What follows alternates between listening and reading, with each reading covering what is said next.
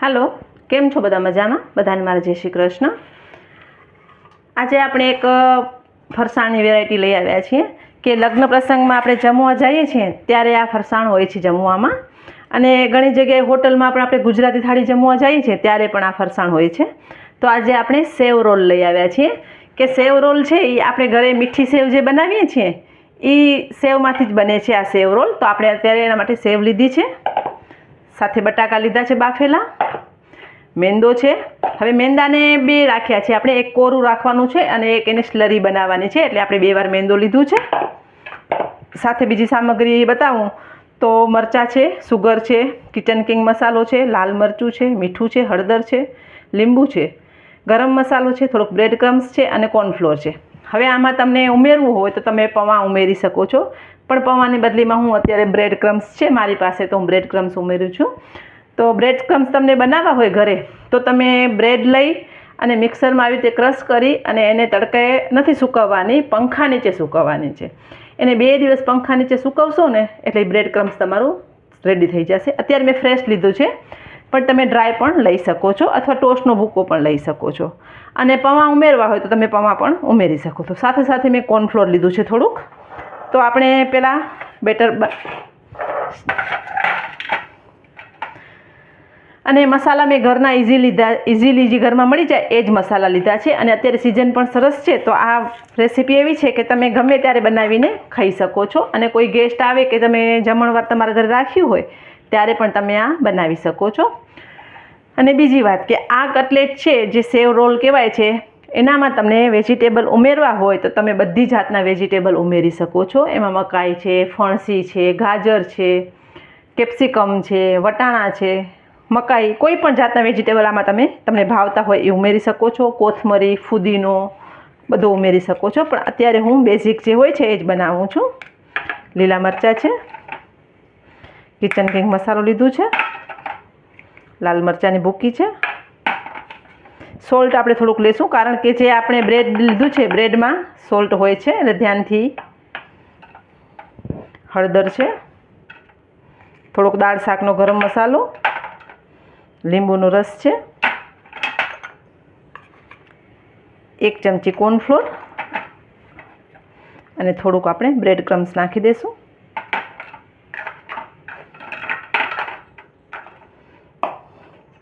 થોડુંક આપણે જગ્યા કરી લઈએ. હવે આને સરસ આપણે મિક્સ કરી લેવાનું છે. પહેલાં આ ઘરની સામગ્રીમાંથી જ બની જાય છે, કોઈ બારે તમને વસ્તુ લેવા જવાની જરૂર નથી પડતી. ઘણીવાર કાંઈ પણ ફરસાણ ખાવાની ઈચ્છા થાય તો તમે આ રેસીપી બનાવી શકો છો. અને સાઈડમાં આપણે તેલ ગરમ કરવા મૂક્યું છે. તમને ખ્યાલ હશે કે આપણે લગ્ન પ્રસંગે જમવા જઈએ છીએ ત્યારે આ સેવ રોલ હોય છે. હવે જે આપણે એક મેંદો લીધું છે એને આપણે સ્લરી બનાવવાની છે. એમાં આપણે પાણી ઉમેરી દઈશું અને ગાંઠા ન પડે એવી રીતે આપણે એની પતલી સ્લરી બનાવવાની છે. બહુ થીક નથી બનાવવાની, પણ પાણી થોડું થોડું ઉમેરવાનું છે, એક ભેગું બધું નથી ઉમેરી દેવાનું.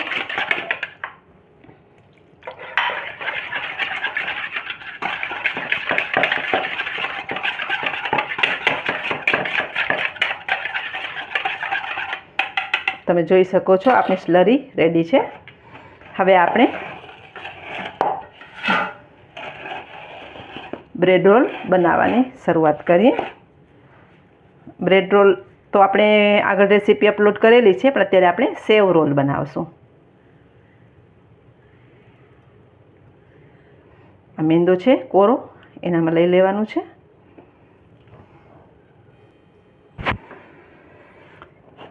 આ મેંદાની સ્લરી છે, એમાં આપણે ડીપ કર્યું છે. અને હવે જે આ સેવ છે એ સેવમાં આપણે ડીપ કરવાનું છે કે સેવ એનામાં સરસ ચીપકી જાય.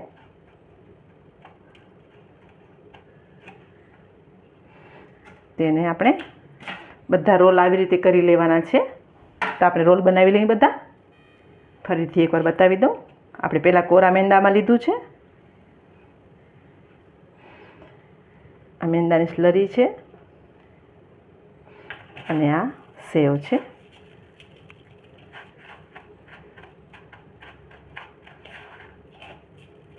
સેવ કોટ કરી લેવાની છે ઉપર. બધા રોલ આવી રીતે બનાવી અને આપણે એને થોડીક વાર ફ્રીજમાં સેટ કરવા મૂકવાનું છે, ફ્રીઝરમાં 5 થી 10 મિનિટ માટે. તો તમે જોઈ શકો છો મેં બધા રોલ વાળી લીધા છે. હવે આને આપણે 5 થી 10 મિનિટ માટે ફ્રીઝરમાં થોડીક વાર સેટ કરી લઈશું કે સેવ છે એ ઉપર બધું કોટ થઈ જાય. પછી આપણે એને ડીપ ફ્રાય કરશું. તો આપણે ફ્રીઝરમાંથી કાઢી લીધા છે અને એકદમ સરસ તમે જોઈ શકો છો સેવ ઉપર કોટ થઈ ગઈ છે અને આપણું તેલ પણ એકદમ સરસ ગરમ છે. તો આપણે એને ડીપ ફ્રાય કરી લઈશું. પહેલાં એક સાઈડ એને તળાવવા દેવાના છે, ત્યાં સુધી પલટાવવાનું નથી. જો પલટાવશો તો તૂટી જશે, એટલે એક સાઈડ તળાઈ જાય પછી જ એને બીજી સાઈડ આપણે પલટાવવાનું છે. અને તેલ એકદમ સરસ પહેલાં ગરમ કરી લેવાનું છે અને તેલનું ટેમ્પરેચર ગરમ જ રાખવાનું છે.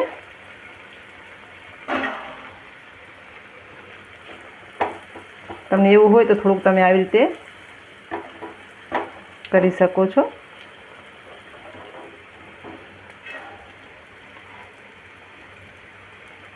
હવે આપણે એને પલટાવી લઈએ. તમે જોઈ શકો છો સેવ બધી ઉપર એકદમ સરસ ચીપકી ગઈ છે.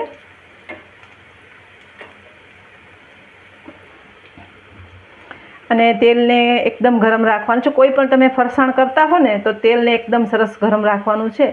જો તેલનું ટેમ્પરેચર ધીમું થઈ જશે અને તો તેલ પી જાય છે કોઈ પણ ફરસાણ, એટલે તેલ એકદમ સરસ હોટ હોવું જોઈએ, પછી જ ફરસાણને તમને તળવાનું હોય છે.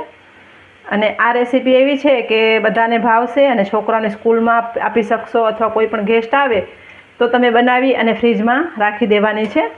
અને પછી તમે એને તળીને ગરમ ગરમ સર્વ કરી શકો છો અને હાફ ફ્રાય કરીને પણ રાખી શકો છો.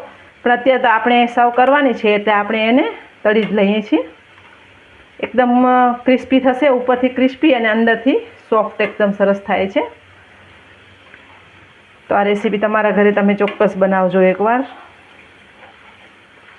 તમે જોઈ શકો છો આપણે એકદમ સરસ ગોલ્ડન તળાઈ ગયા છે.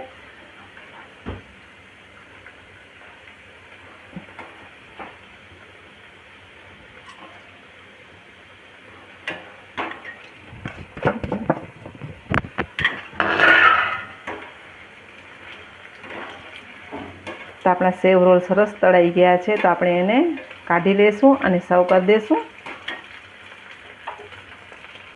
તો એકદમ સરસ રેસીપી બની છે આપણી અને ટેસ્ટમાં પણ એટલી જ સરસ લાગે છે.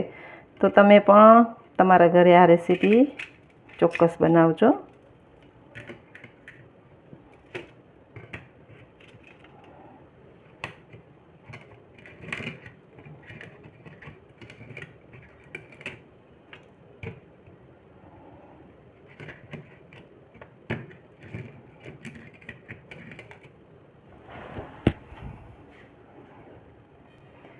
લગ્ન પ્રસંગે બનતા એવા સેવ રોલ આપણા તૈયાર છે.